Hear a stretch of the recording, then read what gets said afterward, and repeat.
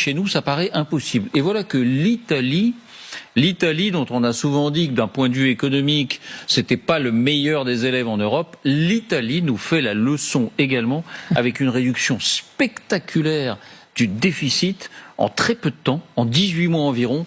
Voici les indispensables avec Justine Fraissinet. Quel est ce miracle italien, comme on dit?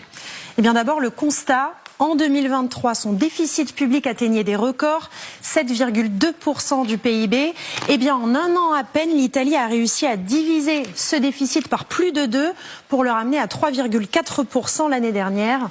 Cela contraste avec la France qui a la dynamique inverse, 5,5% de déficit il y a 2 ans, 6% l'année dernière et 5,4% espéré cette année, mais avec de très gros doutes chez les économistes.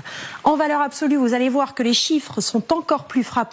Le déficit est passé de 161 milliards d'euros en 2023 à 76 milliards d'euros en 2024, soit une baisse de 85 milliards d'euros. Ce qui nous paraît impossible à nous, l'Italie nous montre que c'est possible. Alors, oui, c'est possible. C'est un retournement de l'histoire extraordinaire. Il faut juste se rappeler, il y a quelques années, c'était les pays du Club Med.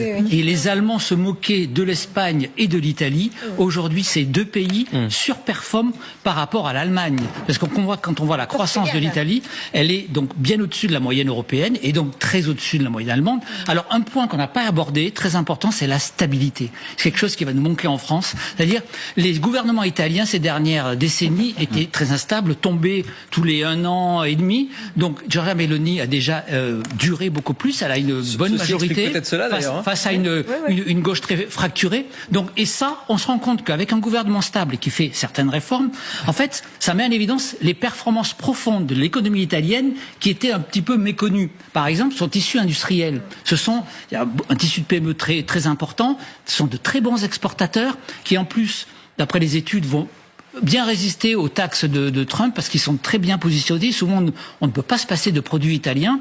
Donc, ce qui veut dire que les performances de cette économie qu'on avait un peu passé sous silence sont mis en évidence.